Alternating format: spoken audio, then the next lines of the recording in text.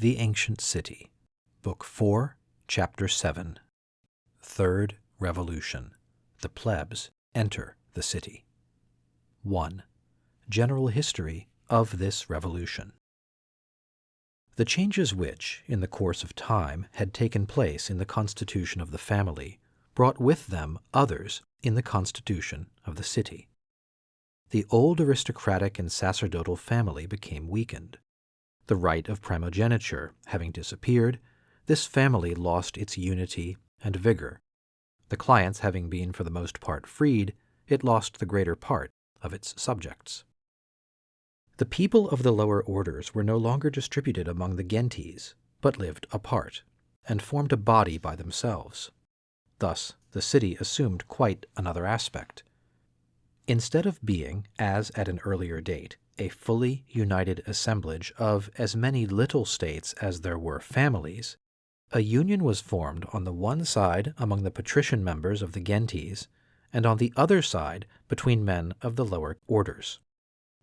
There were thus two great bodies, two hostile societies, placed face to face. It was no longer, as in a preceding period, an obscure struggle in each family. There was open war in each city. One of these classes wished to maintain the religious constitution of the city and to continue the government and the priesthood in the hands of the sacred families. The other wished to break down the barriers that placed it beyond the pale of the law, of religion, and of politics. In the beginning of the struggle, the advantage was with the aristocracy of birth. It had not indeed its former subjects, and its material strength had disappeared, but there remained its religious prestige, its regular organization, its habit of command, its traditions, and its hereditary pride. It never doubted the justice of its cause, and believed that in defending itself, it was defending religion. The people, on the other hand, had nothing but numbers on their side. They were easily held back by a habit of respect, of which they could not easily free themselves. Then, too, they had no leaders, and every principle of organization was wanting. There were, in the beginning, a multitude, without any bond of union, rather than a vigorous and well-constituted body. If we bear in mind that men had not yet discovered any other principle of association than the hereditary religion of the family, and that they had no idea of any authority that was not derived from a worship, we shall easily understand that the plebs, who had been excluded from all the rites of religion, could not at first form a regular society, and that much time was required for them to discover the elements of discipline and the rules of a regular government. This inferior class, in its weakness, saw at first no other means of combating the aristocracy than by meeting it with monarchy. In the cities where the popular class had been already consolidated, in the time of the ancient kings, it sustained them with all its strength, and encouraged them to increase their power. At Rome, it demanded the restoration of monarchy after Romulus, and caused Hostilius to be nominated. It made Tarquinius Priscus king. It loved Servius, and regretted Tarquinius Superbus. When the kings had been everywhere overthrown, and the aristocracy had become supreme, the people did not content themselves with regretting the monarchy. They aspired to restore it under a new form. In Greece, during the 6th century, they succeeded generally in procuring leaders. Not wishing to call them kings, because this title implied the idea of religious functions, and could only be borne by the sacerdotal families, they called them tyrants. Whatever might have been the original sense of this word, it certainly was not borrowed from the language of religion. Men could not apply it to the gods, as they applied the word king. They did not pronounce it in their prayers. It designated, in fact, something quite new among men, an authority that was not derived from the worship, a power that religion had not established. The appearance of this word in the Greek language marks a principle which the preceding generations had not known, the obedience of man to man. Up to that time there had been no other chiefs of the state than those who had been chiefs of religion. Those only governed the city who offered the sacrifices and invoked the gods for it. In obeying them, men obeyed only the religious law and made no act of submission except to the divinity. Obedience to a man, authority given to this man by other men, a power human in its origin and nature, this had been unknown to the ancient Eupatrids, and was never thought of till the day when the inferior orders threw off the yoke of the aristocracy and attempted a new government. Let us cite a few examples. At Corinth, the people supported the government of the Bacchidae very unwillingly. Cypselus, understanding this hatred and seeing that the people sought a chief to conduct them to freedom, offered himself to become their chief. The people accepted him, set him up as their tyrant, drove out the Bacchidae, and obeyed Cypselus. Miletus had as a tyrant a certain Thrasybulus. Mytilene obeyed Pittacus, and Samos Polycrates. We find tyrants at Argos, at Epidaurus, and at Megara in the 6th century. Sicyon had tyrants during 130 years without interruption. Among the Greeks of Italy we see tyrants at Cumae, at Crotona, at Sybaris, indeed everywhere. At Syracuse in 485, the lower orders made themselves masters of the city and banished the aristocratic class. But they could neither maintain nor govern themselves, and at the end of a year they had to set up a tyrant. Everywhere these tyrants, with more or less violence, had the same policy. A tyrant of Corinth one day asked advice concerning government of a tyrant of Miletus. The latter, in reply, struck off the heads of grain that were higher than the others. Thus the rule of conduct was to cut down the high heads and to strike at the aristocracy while depending upon the people. The Roman plebs at first formed conspiracies to restore Tarquin. They afterwards tried to set up tyrants and cast their eyes by turns upon Publicola, Spurius Cassius, and Manlius. The accusation which the patricians so often addressed to those of their own order who became popular cannot have been pure calumny. The fear of the great attests the desire of the plebs. But we ought to remark that, if the people in Greece and Rome sought to restore monarchy, it was not from real attachment to this sort of government. They loved tyrants less than they detested aristocracy. For them the monarchy was a means of conquering and avenging themselves, but this government, which was the result of force alone, and never rested upon any sacred tradition, took no root in the hearts of the people. They set up a tyrant for the needs of the struggle. They left him the power afterwards from gratitude or from necessity. But when a few years had elapsed, and the recollection of the hard oligarchy had been effaced, they let the tyrant fall. This government never had the affection of the Greeks. They accepted it only as a temporary resource, while the popular party should find a better one and should feel strong enough to govern itself. The inferior class increased by degrees. Progress sometimes works obscurely, yet decides the future of a class, and transforms society. About the 6th century before our era, Greece and Italy saw a new source of riches appear. The earth no longer sufficed for all the wants of man. Tastes turned toward beauty and luxury. The arts sprang up, and then industry and commerce became necessary. Personal property was created by degrees. Coins were struck, and money appeared. Now the appearance of money was a great revolution. Money was not subject to the same conditions as landed property. It was, according to the expression of the lawyers, res nec mancipi, and could pass from hand to hand without any religious formality, and without difficulty could reach the plebeians. Religion, which had given its stamp to the soil, had no power over money. Men of the lower orders now learned other occupations besides that of cultivating the earth.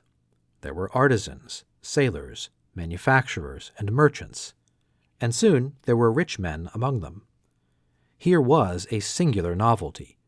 Previously, the chiefs of the gentes alone could be proprietors, and here were former clients and plebeians who were rich and who displayed their wealth.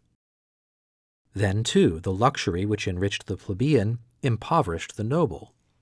In many cities, especially at Athens, were a part of the aristocratic body seen to become miserably poor. Now, in a society where wealth is changing hands, rank is in danger of being overthrown. Another consequence of this change was that among the people themselves distinctions of rank arose, as must happen in every human society. Some families were prominent, some names increased in importance. A sort of aristocracy was formed among the people. This was not an evil. The people ceased to be a confused mass, and began to resemble a well-constituted body. Having rank among themselves, they could select leaders without any longer having to take from the patricians the first ambitious man who wished to reign. This plebeian aristocracy soon had the qualities which ordinarily accompany wealth acquired by labor, that is to say, the feeling of personal worth, the love of tranquil liberty, and that spirit of wisdom which, though desiring improvements, fears risking too much. The plebs followed the lead of this new aristocracy, which they were proud of possessing. They renounced tyrants as soon as they felt that they possessed among themselves the elements of a better government. Indeed, riches became, for some time, as we shall see by and by, a principle of social organization. There is one other change of which we must speak, for it greatly aided the lower class to rise, the change that took place in the military art. In the first ages of the history of cities, the strength of armies was in their cavalry. The real warrior was the one who fought from a horse or from a chariot. The foot soldier, of little service in combat, was slightly esteemed. The ancient aristocracy, therefore, everywhere reserved to themselves the right to fight on horseback. In some cities, the nobles even gave themselves the title of knights. The Caleres of Romulus, the Roman knights of earlier ages, were all patricians. Among the ancients, the cavalry was always the noble arm. But by degrees, infantry became more important. Improvement in the manufacture of arms and in discipline enabled it to resist cavalry. When this point was reached, infantry took the first rank in battle, for it was more manageable and its maneuvers easier. The legionaries and the hoplites thenceforth formed the main strength of armies. Now the legionaries and the hoplites were plebeians.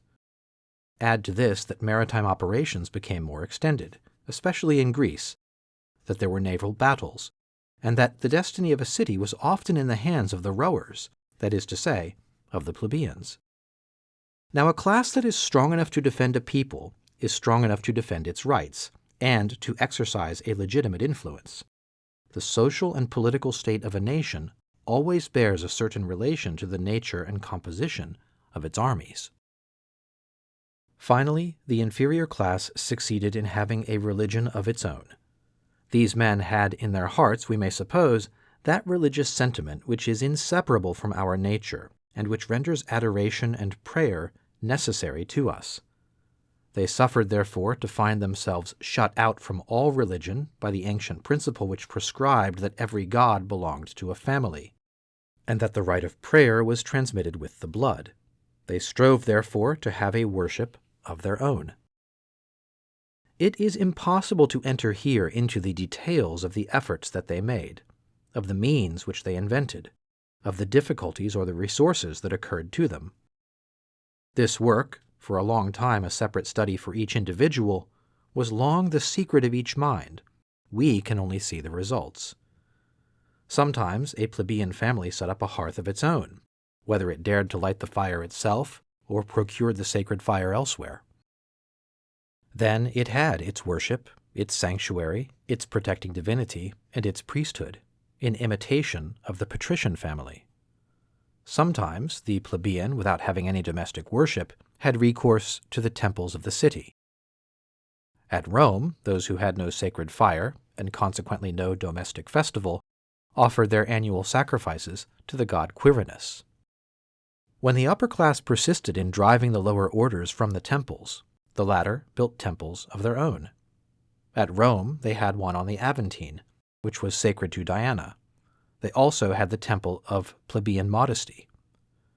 The Oriental worships, which began in the 6th century to overrun Greece and Italy, were eagerly received by the plebs. These were forms of worship which, like Buddhism, excluded no caste or people. Often, too, the plebeians would make themselves gods, like those of the patrician curies and tribes. Thus King Servius erected an altar in every quarter of the city, so that the multitude might have places to sacrifice, just as Pisistratus set up Hermae in the streets and squares of Athens. Those were the gods of the democracy. The plebeians, previously a multitude without worship, thenceforth had religious ceremonies and festivals. They could pray. This, in a society where religion made the dignity of man, was a great deal. When once the lower orders had gained these points, when they had among themselves rich men, soldiers, and priests, when they had gained all that gave man a sense of his own worth and strength, when, in fine, they had compelled the aristocracy to consider them of some account, it was impossible to keep them out of social and political life, and the city could be closed to them no longer. The entry of this inferior class into the city was a revolution which, from the 7th to the 5th century, filled the history of Greece and Italy.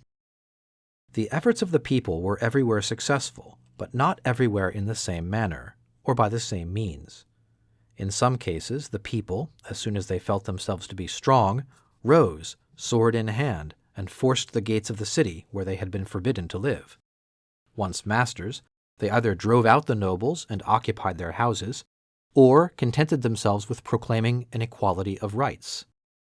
This is what happened at Syracuse, at Erythrae, and at Miletus.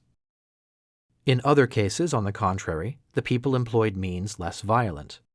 Without an armed struggle, and merely by the moral force which their last step had given them, they constrained the great to make concessions. They then appointed a legislator, and the constitution was changed. This was the course of events at Athens. Sometimes the inferior class arrived by degrees, and without any shock, at its object. Thus, at Cumae, the number of members of the city, very few in the beginning, was increased at first by the admission of those of the people who were rich enough to keep a horse. Later, the number of citizens was raised to 1,000, and by degrees the city reached a democratic form of government. In a few cities, the admission of the plebs among the citizens was the work of the kings. This was the case at Rome. In others it was the work of popular tyrants, as at Corinth, at Sicyon, and at Argos. When the aristocracy regained the supremacy, they generally had the good sense to leave to the lower orders the rights of citizens which the kings or tyrants had given them. At Samos, the aristocracy did not succeed in its struggle with the tyrants until it had freed the lower classes. It would occupy us too long to enumerate all the different forms under which this great revolution appeared. The result was everywhere the same. The inferior class entered the city and became a part of the body politic. The poet Theognis has given us a very clear idea of this revolution and of its consequences. He tells us that in Megara, his country, there were two sorts of men. He calls one the class of the good, agathoi. This indeed is the name which they took in most of the Greek cities. The other he calls the class of the bad, kakoi. This too is the name by which it was customary to designate the inferior class. The poet describes the ancient condition of this class. Formerly it knew neither tribunals nor laws. This is as much as to say that it had not the right of citizenship. These men were not even permitted to approach the city. They lived without like wild beasts. They took no part in the religious repasts. They had not the right to marry into the families of the good. But how changed is all this? Rank has been overthrown. The bad have been placed above the good. Justice is disturbed. The ancient laws are no more, and laws of strange novelty have replaced them. Riches have become the only object of men's desires, because wealth gives power. The man of noble race marries the daughter of the rich plebeian, and marriage confounds the races. Theognis, who belonged to an aristocratic family, vainly strove to resist the course of events. Condemned to exile and despoiled of his property, he could no longer protest and fight except in his verses. But if he no longer hoped for success, at least he never doubted the justice of his cause. He accepted defeat, but he still preserved a sense of his rights. In his eyes, the revolution which had taken place was a moral evil, a crime. A son of the aristocracy, it seemed to him that this revolution had on its side neither justice nor the gods, and that it was an attempt against religion. The gods, he says, have quitted the earth. No one fears them. The race of pious men has disappeared. No one now cares for the immortals. But these regrets are useless, and he knows it well. If he complains thus, it is as a sort of pious duty. It is because he has received from the ancients the holy tradition, and his duty is to perpetuate it. But he labors in vain. The tradition itself will perish. The sons of the nobles will forget their nobility. Soon all will be seen united by marriage to plebeian families. They will drink at their festivals and eat at their tables. They will soon adopt their sentiments. In Theognis' time, regret was all that was left for the Greek aristocracy, and even this regret was soon to disappear. In fact, after Theognis, the nobility were nothing but a recollection. The great families continued piously to preserve the domestic worship and the memory of their ancestors, but this was all. There were still men who amused themselves by counting their ancestors, but such men were ridiculed. They preserved the custom of inscribing upon some tombs that the deceased was of noble race, but no attempt was made to restore a system forever fallen. Isocrates said, with truth, that in his time the great families of Athens no longer existed except in their tombs. Thus the ancient city was transformed by degrees. In the beginning, it was an association of some 100 chiefs of families. Later, the number of citizens increased because the younger branches obtained a position of equality. Later still, the freed clients, the plebs, all that multitude which, during the centuries, had remained outside the political and religious association, sometimes even outside the sacred enclosure of the city, broke down the barriers which were opposed to them and penetrated into the city, where they immediately became the masters.